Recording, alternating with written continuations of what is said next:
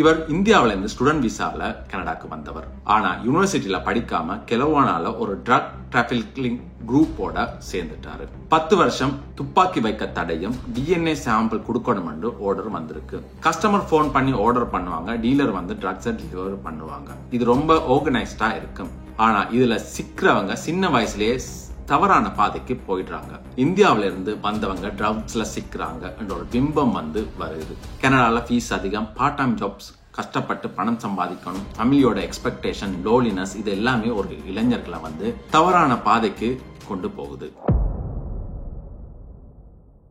Hi, hello, வணக்கம் மக்களே. மீண்டும் ஒரு வீடியோவில் சந்திக்கல மிக்க மகிழ்ச்சி. இன்னைக்கு என்ன வீடியோவில் பார்க்க போறோம்னு சொன்னா ஒரு முக்கியமான விடயம், அதாவது ட்ரக்ஸ் சம்பந்தமான கனடாவில் நடக்கிற ஒரு விஷயத்தை பத்தி தான் பேச போறோம். ஆனா அதை பத்தி பேசுறதுக்கு முன்னுக்கு புதிதா சேனலுக்கு வந்திருந்தீங்கன்னா தயவு செஞ்சு அந்த கீழே இருக்கிற சப்ஸ்கிரைப் பட்டனை மட்டும் தட்டுங்களேன். அவங்க ஒன்னும் நடக்க போறதுல தயவு செஞ்சு சப்ஸ்கிரைப் பண்ணிட்டு ஃபுல்லா இந்த வீடியோவை பாருங்க, உங்களுக்கும் ஏதாவது யூஸ்ஃபுல்லா இருக்கும். நான் முதல்ல சொன்ன மாதிரி இன்றைக்கு ஒரு முக்கியமான விஷயத்தை பத்தி தான் பேச போறோம். கனடாவில் குறிப்பாக பிரிட்டிஷ் கொலம்பியால வந்து நடக்கிற ஒரு ட்ரக் டிராபிகிங் கேஸ பத்தி உங்களுக்கு தெரியுமா? அதாவது ஒரு 26 வயசு இளைஞர், அதுவும் இந்தியாவில இருந்து வந்து ஸ்டூடெண்ட் விசால வந்தவர், இப்ப 2.5 வருஷம், அதாவது 2.5 வருஷம் வந்து ஜெயில வந்து தண்டனை அனுபவிக்க போறார். இத வந்து ஒரு டயலே டோப் ஆபரேஷன் என்று சொல்லப்படுது.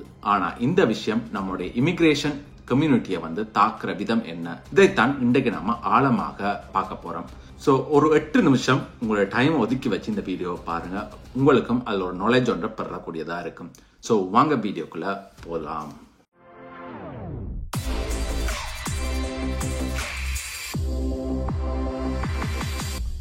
புதிதா சேனலுக்கு வந்திருந்தீங்கன்னா தயவு செஞ்சு சப்ஸ்கிரைப் பண்ணுங்க.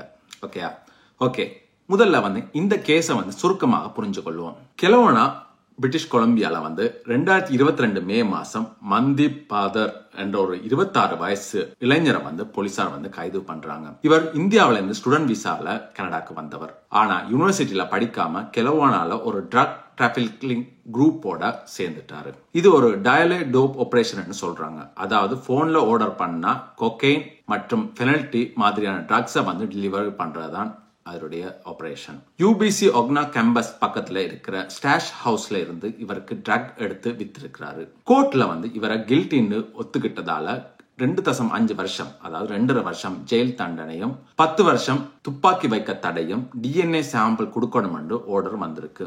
இதுல முக்கியமான விஷயம் என்னன்னு சொன்னா, இவருடைய விசா கண்டிஷனை மீறி படிப்பை விட்டுட்டு இந்த பாதைக்கு போயிருக்கிறன்றதான் இதனுடைய முக்கியமான ஒரு விஷயம். What is dialetope? அதாவது டயலே டோப் ஆபரேஷன் என்னன்னு சொல்லி கொஞ்சம் புரிஞ்சு கொள்வோம். இது ஒரு மாதிரி ஊபர் ஈட்ஸ் மாதிரின்னே சொல்லலாம். ஆனா ட்ரக்ஸுக்கு, சாப்பாட்டுக்கு இல்லைங்க, இது ட்ரக்ஸுக்கு. கஸ்டமர் போன் பண்ணி ஆர்டர் பண்ணுவாங்க, டீலர் வந்து ட்ரக்ஸை டெலிவர் பண்ணுவாங்க. இது ரொம்ப ஆர்கனைஸ்டா இருக்கும். ஸ்மால் ஸ்கேல்ல இருந்து பிக் நெட்வொர்க் வரைக்கும் இருக்கலாம். பிரிட்டிஷ் கொலம்பியால இந்த மாதிரி ஆபரேஷன் நிறையவே நடக்குது.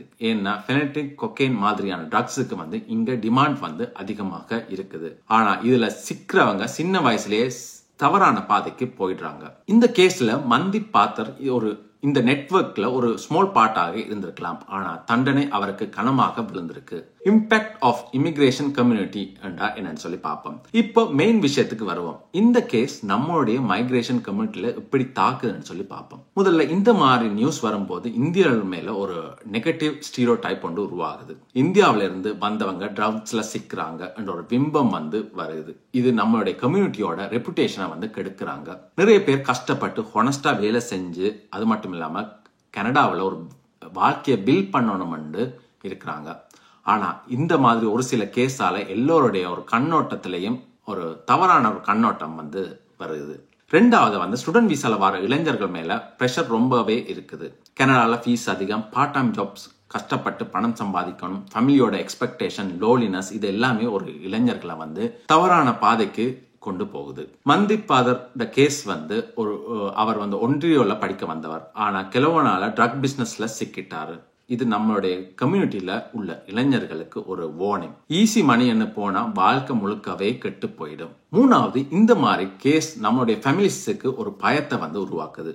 பேரண்ட்ஸோட பயம் என்னன்னு சொன்னா, நம்ம பிள்ளை கனடாவில் தனியா இருக்கும்போது இந்த மாதிரியான தவறான கூட்டத்துல சிக்கிடுவாங்களோ, ஸ்பெஷலி ஃபெனல்டி மாதிரியான ட்ரக்ஸ் ரொம்பவே டேஞ்சரஸ். இது ஓவர்டோஸ் ஆனா உயிருக்கே ஆபத்தாக முடியும். நம்மளுடைய கம்யூனிட்டி அவேர்னஸ் இல்லைன்னு சொன்னா இளைஞர்கள் இதுல சிக்கிறது வந்து அதிகமாகலாம். இப்போ நம்ம இந்த இஷ்யூவை கொஞ்சம் போர்டரா பார்ப்போம். கனடாவில் ட்ரக் டிராபிகிங் ஒரு பெரிய பிரச்சனை. 2025 அல்பர்டா, ஒன்டாரியோ, பிரிட்டிஷ் கொலம்பியால பல ட்ரக் பஸ்டர்ஸ் நடந்திருக்கு. ஃபார் எக்ஸாம்பிள், காஃப் பார்டர்ல 228 கிலோ கொக்கைனும் மெத்தும் பறிமுதல் செய்திருக்கிறாங்க. இதெல்லாம் ஆர்கனைஸ்ட் கிரைம் நெட்வொர்க்கோட ஒரு பார்ட். ஆனா இந்த நெட்வொர்க் ஒரு சின்ன ரோல் எடுக்கிறவங்க இந்த மாதிரி மந்தை பாதிரி தண்டனை முழுசாக அனுபவிக்கிறாங்க. முதல்ல கம்யூனிட்டிக்கு இதுக்கு என்ன பண்ணலாம்? அதுக்கு நாம முதல்ல பண்ண வேண்டியது அவேர்னஸ் தான் முக்கியம். ஸ்கூல்ஸ், டெம்பிள், கம்யூனிட்டி சென்டர்ஸ்ல ட்ரக் டேஞ்சர்ஸை பத்தி நம்ம பேச வேணும். பேரண்ட்ஸ் பிள்ளைகள்கிட்ட ஓப்பனா பேச வேணும். கனடால எல்லாம் சரியா போகும்னு நினைக்காம அவங்க ஸ்ட்ரகிள்ஸை பத்தி கொஞ்சம் புரிஞ்சு கொள்ள வேணும். ரெண்டாவது ஸ்டூடெண்ட் வீசால வார இளைஞர்களுக்கு ப்ராப்பர் கைடன்ஸ் வேணும். யூனிவர்சிட்டி,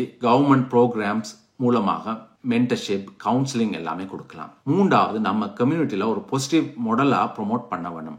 டாக்டர்ஸ், என்ஜினியர்ஸ், என்டர்பிரினர்ஸ் இந்த மாதிரியான சக்சஸ் ஸ்டோரிஸை பகிர்ந்து இளைஞர்களுக்கு ஒரு இன்ஸ்பிரேஷனை நாம கொடுக்க வேணும். இப்ப நம்ம இந்த மாட்டின இந்த ஒரு இளைஞர் இருக்கிறார் இல்லையா, இது நம்ம எல்லாருக்குமே ஒரு வேக்கப் கோலா இருக்குது. கனடாவில் ஸ்டூடெண்ட் விசால இருக்கிறவங்களாலும் சரிதான், ஸ்டூடெண்ட் விசா வர போறவங்களாலும் சரிதான், காசு இல்லாட்டி இப்படியான வேலைக்கு போயிடாதீங்க. போனீங்கன்னு சொன்னா உங்க லைஃபே காலி ஆயிடும். அதுதான் ரொம்ப முக்கியம். நம்ம படிக்க வந்தோமா, PGWP எடுத்தோமா, வேலையை ஒன்று பார்த்தோமா, பார்ட் டைம் ஜாப் பண்ணோமான்றது பாருங்க.